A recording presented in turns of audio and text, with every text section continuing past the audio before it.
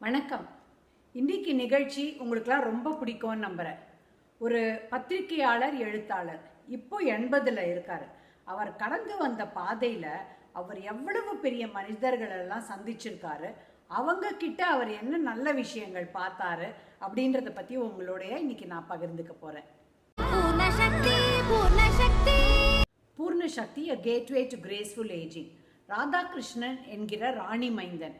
இவர் reserve bank of இந்தியாவில் பல வருஷங்கள் பணியாற்றியிருக்காரு முழு நேரமாக. இதை தவிர எழுத்துத்துறை, பத்திரிகை துறையில் இவருக்கு ரொம்ப பெரிய அனுபவம் இருக்குது. இதுக்கு மேலே அவர் என்ன அசத்திருக்காருன்னா, 41 சாதனையாளர்கள், பெரிய மனிதர்களுடைய வாழ்க்கை வரலாறை இவர் எழுதியிருக்காரு. 21 மொழிபெயர்ப்பு நூல்கள், 8 தொகுப்பு நூல்கள். இப்படி எழுத்துத்துறையில் இவருடைய அர்ப்பணிப்பு ரொம்ப அற்புதமாக இருக்குது. அவர் சந்தித்த மனிதர்கள் சில பேரை மட்டும் இன்னைக்கு நான் எடுத்துக்க போகிறேன். இவருடைய இந்த புத்தகம் இருக்குது, வந்த பாதை அப்படின்னு. இப்போ 80 வயசில் அவர் எழுதியிருக்கார். இதிலேருந்து அவர் சந்தித்த சில மனுஷர்களை மட்டும் நான் எடுத்துக்க போகிறேன். அவங்க கிட்ட அவர் என்ன கற்றுக்கிட்டாரு, அவர் என்ன சுவாரஸ்யமாக நம்மளுக்கெல்லாம் இருக்குது அப்படின்றத பார்க்கலாம். திரு பி ஸ்ரீனிவாஸ் கலர் கலர் பேனாக்களை சட்டைப்பையில் வரிசையாக குத்தி கொண்டு மேஜையில் ஒருக்கத்தை பேப்பர்களுடன் பி ஸ்ரீனிவாஸ் அவர்கள் உட்கார்ந்திருப்பார். டிரைவின் அவருக்கு 2ஆம் வீடு, அனைவருக்கும் தெரிந்தது. யாரும் போய் அவரிடம் பேசலாம். நானும் அவருடைய பரம ரசிகன். டிரைவின் போனால் அவரை பார்த்து வணக்கம் சொல்லி அருகில் அமர்ந்து எனக்கு பிடித்த பொன் என்பேன், சிறு பூ என்பேன் பாடலை கேட்பேன், பாடி காட்டும்படி கேட்பேன், பிகு செய்யாமல் பாடி தருவார் அப்படின்னு அவர் சொல்றாரு. எழுத்தாளர், பத்திரிகையாளர் திரு சாவி அவர்கள். என் வாழ்நாளில் அவரை சென்று சந்திக்க முடியுமா, பேச முடியுமா என்று ஏங்கி இருந்தவன்.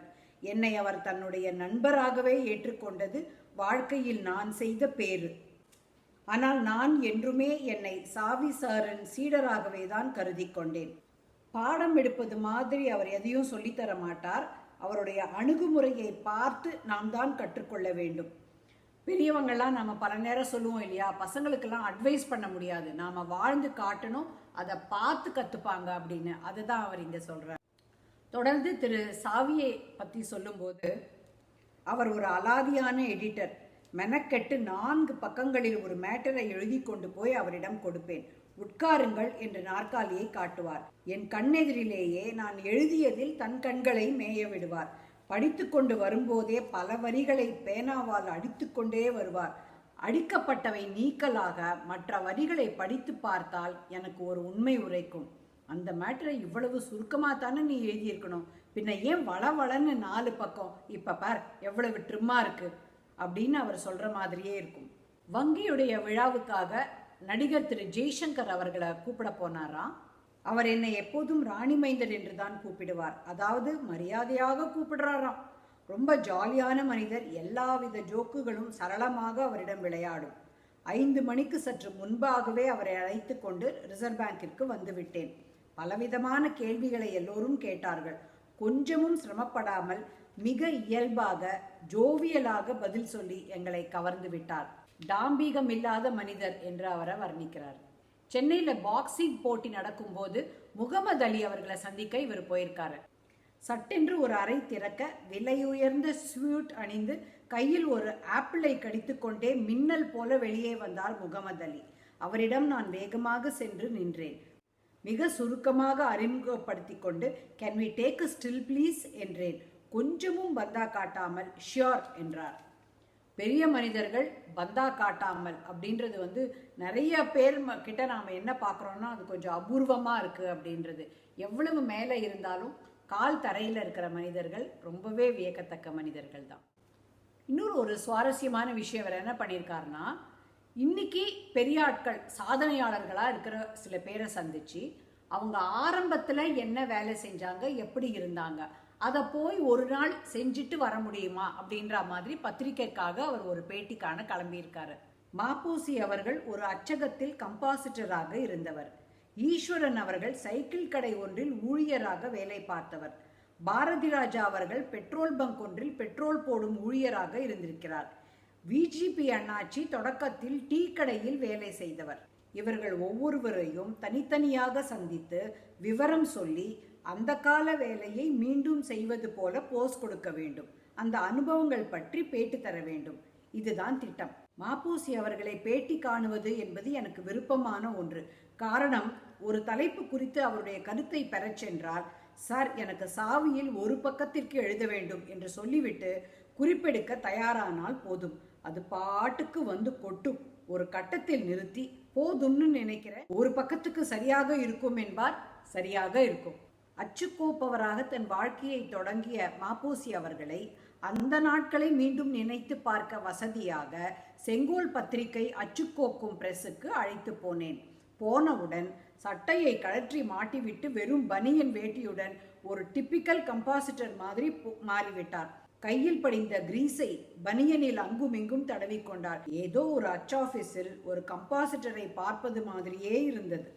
புகைப்பட கலைஞருடன் குறிப்பிட்ட நாள் குறிப்பிட்ட நேரத்தில் விஜிபி ஸ்கொயரில் இருந்தேன். சுற்றி பார்த்தேன். அண்ணாச்சி கண்ணில் படவில்லை. சில வினாடிகளில் தூரத்தில் ஒருவர் காக்கி சட்டை காக்கி அரை நிஜாரில் சைக்கிளில் வந்து கொண்டிருந்தார். அண்ணாச்சி போல இருந்தது. ரொம்ப வருஷம் ஆயிடுச்சு இல்லையா, அதான் பழக்கம் வருவதற்காக காலையிலேயே வீடு வீடாக பேப்பர் போட்டுட்டு வரேன். அவ்வளவு உயரத்துக்கு போன அப்புறமும் ஆரம்ப காலத்தில் அவர் செஞ்ச வேலை எந்த விதத்திலையும் தரக்குறைவானது அல்ல அப்படின்னு நம்பிக்கையாக இருக்கிறவருடைய வாழ்க்கை ரொம்பவே இன்ஸ்பைரிங்கான விஷயமா இருக்கு. அதே போல் டைரக்டர் பாரதி ராஜா அவர்களை ஒரு பெட்ரோல் பங்குக்கு அழைத்து சென்று வண்டிக்கு பெட்ரோல் நிரப்புவது மாதிரி செய்தோம். நம்மளுடைய வேர் எங்கே ஆரம்பித்தோம் வாழ்க்கையை, இன்னைக்கு எவ்வளோ உசந்தாலும் அதை நான் ஞாபகம் வச்சுக்கணும் அப்படின்றது ரொம்ப ரொம்ப ஒரு ஹம்பிளிங் எக்ஸ்பீரியன்ஸ்ன்னு சொல்லுவாங்களே, அதுதான். கவிராஜன் கதைன்னு பாரதியாருடைய வரலாறை ஒரு புது கவிதையா எழுத முதல்ல சாவி அவர்களுடைய பத்திரிகைக்காக ராணிமைந்தன் தான் முயற்சி பண்ணியிருக்காரு. அவரை பற்றி சொல்லும்போது, இன்று வரை நான் அவரை தொலைபேசியில் தொடர்பு கொள்ளும்போது எதிர்முனையில் அவர் இல்லாமல் இருந்தால் சில மணித்துளிகளில் அவரிடம் இருந்து எனக்கு கால் வரும். அந்த பண்பு என்னை பெரிதும் கவர்ந்திருக்கிறது. ரிட்டர்னிங் த கால் என்ற ஒரு நல்ல பழக்கத்தை பல பிரமுகர்கள் கடைபிடிப்பதில்லை. எதிலும் துல்லியத்தை பெரிதும் எதிர்பார்ப்பவர் கவிஞர் வைரமுத்து அவர்கள் அப்படின்னு அவருடைய அனுபவத்தை பாராட்டி பேசுறார். பத்மபூஷன் நல்லி செட்டியார் அவர்கள் நான் மிகவும் மதிக்கின்ற ஒரு பிரமுகர். பட்டு தொழிலில் முன்னணியில் திகழும் தொழிலதிபர் என்பது மட்டுமல்ல அவர் மீதான என் மதிப்பிற்கு காரணம். முதல் காரணம் அவருடைய வாசிப்பு பழக்கம்தான். மிகப்பெரிய சொந்த நூலகம் வைத்திருப்பவர்கள் பட்டியலில் நல்லியின் பெயர் நிச்சயமாக இருக்கும். நிறைய படிப்பாராம். அதிலிருந்து நிறைய விஷயங்கள் அவரை பக்குவப்படுத்தியிருக்கு. எழுத்தாளர் சிவசங்கரி அவங்க ஒரு அற்புதமான ரசிகர். உடுத்துவதில் ஒரு நேர்த்தி, வீட்டை பராமரிப்பதில் துல்லியம், மிகுந்த அழகுணர்ச்சி கொண்டவர். அவர் வீட்டுக்கு போகும்போதெல்லாம் அதன் உள் அலங்கார நேர்த்தி என்னை வசீகரித்திருக்கிறது. சூரிய வம்சம் என்ற தலைப்பிலான 2 தன் வரலாற்று தொகுதிகளை படித்து வியந்தேன். ஒளிவு மறைவின்றி தன் வாழ்க்கையின் சுக துக்கங்களை, வலிகளை, ரணங்களை, வெற்றி தருணங்களை மிக நேர்மையாக தந்திருக்கிறார் நடிகர் சிவகுமார் அவர்கள். அவருடைய பன்முக பரிமாணங்கள் என் வியப்புக்குரியவை. ஓவியம், நடிப்பு, எழுத்து இவற்றுடன் அவருடைய சமீபத்திய பேச்சாளர் முகம் அவரை மற்ற கலைஞர்களிடமிருந்து பிரித்து காட்டுகிறது. அதெப்படி அவருக்கு இப்படி ஒரு நினைவாற்றல் வாய்த்திருக்கிறது என்று எனக்கு தெரியவில்லை. வாய்த்தது என்பதை விட அவர் வளர்த்து கொண்டது என்பதுதான் சரியாக இருக்கும். அவருடைய பேசும் சித்திரங்கள் கண்டு நான் மயங்கி இருக்கிறேன். மிகச்சிறந்த உழைப்பாளி. இல்லாவிட்டால் இத்தனை வெற்றி சாத்தியமாக வாய்ப்பே இல்லை. திருப்பூர் கிருஷ்ணன் என் மதிப்பிற்குரிய பத்திரிகை ஆசிரியர்களில் ஒருவர். அமுதசுரபி மாத இதழை தவறாமல் படித்து மகிழ்கிறேன். எழுதியவரின் புகைப்படத்தையும் வெளியிட்டு படைப்பாளிகளை கௌரவப்படுத்துகிறார். கலை, இலக்கியம், கவிதை போன்ற எழுத்தின் அனைத்து பிரிவுகள் பற்றியும் ஆழ்ந்த பார்வை கொண்டவர். திருப்பூர் கிருஷ்ணன் அருமையான பேச்சாளர். நிறைய கேட்டிருக்கிறேன். அவருடைய எளிமை மதிக்கக்கூடியதாக இருக்கும். திரு ராணிமைந்தன் அவர்களே எப்போதுமே எளிமைக்கு பெயர் போனவர். தன்னை பற்றி சொல்லிக்கவே மாட்டார். மற்றவங்களை புகழ தயங்கவே மாட்டார். நிறைய பேர் நம்ம தலைகீழாதான் பண்ணுவோம். இவர் அவ்வளவு எளிமையானவராக இருக்கும்போது திருப்பூர் கிருஷ்ணனுடைய எளிமையை இவர் பாராட்டுறார். திரு ராணிமைந்தன் அவர்கள் எழுதிய வாழ்க்கை வரலாறு இல்லை, அதுல சில பெயர்களை மட்டும் நான் இங்க குறிப்பிடுறேன். திரு ராஜாராம் தமிழ்நாடு முன்னாள் அமைச்சர், ஏவி மெய்யப்ப செட்டியார், மெல்லிசை மன்னர் MS விஸ்வநாதன், திரு SP முத்துராமன், திரு MB நிர்மல், திரு மலைச்சாமி IAS, இப்படி பெரிய மனிதர்களை சந்தித்து அவங்களோடயே நிறைய நேரம் செலவழித்து அவங்களோட உட்காந்து அவங்க கதையை எழுதி இது எவ்வளவு பெரிய ஒரு அருமையான அனுபவமாக இருந்திருக்கு. அதை அவர் தன்னுடைய புத்தகத்தில் இங்கே பகிரும்போது இது ரொம்ப சுவாரஸ்யமான ஒரு விஷயமா இருந்தது. அதில் சில துளிகளை உங்களோட பகிர்ந்துக்கணும்னு தான் நான் ஆசைப்பட்டேன். உங்களுக்கு இது பிடிச்சிருந்ததுன்னா கட்டாயமாக கமெண்ட் பண்ணுங்கள்.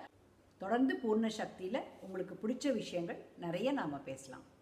கட்டாயமா நிறைய பேர் கூட ஷேர் பண்ணுங்க அண்ட் சப்ஸ்கிரைப் பண்ணுங்க. அப்பதான் பூர்ண சக்தி வீடியோஸை மிஸ் பண்ணாம பார்க்க முடியும்.